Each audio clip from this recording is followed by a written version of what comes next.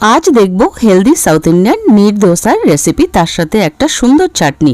এর জন্য চালটাকে মিনিমাম 2 ঘন্টা আগে থেকে ভিজিয়ে দিতে হবে। তারপর একটা মিক্সির মধ্যে চাল, লবণ আর একটুখানি জিরে আর একটুখানি তার সাথে কোকোনাট মানে নারকেল গুঁড়ো দিয়ে সুন্দর করে জল দিয়ে একটা ভীষণ পাতলা মিশ্রণ তৈরি করে রেডি করে নিতে হবে। পাতলা মানে একদম পাতলা মিশ্রণ রেডি করে নিতে হবে।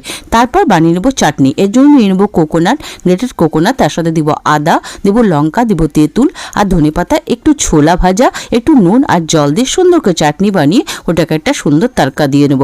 তারপর ফ্রাই প্যান গরম করে একটু সিজনিং করে নেব, দিয়ে একটুখানি তেল দিয়ে সুন্দর করে যেমনকি ভিডিওতে দেখছেন এরকম করে দিয়ে দেবো। কিছুক্ষণ ঢেকে রাখবো স্টেম আঁচ করে, উপর দিকে তেল ব্রাশ করে তৈরি করে নেব আমাদের নির দোসা। পুরো ভিডিওর জন্য ভিডিও ভালো লাগলে প্লিজ ভিডিওকে লাইক করবেন, শেয়ার করবেন আর আমার চ্যানেলকে সাবস্ক্রাইব করে আমার সাথে থাকবেন পুরো ভিডিও দেখার জন্য।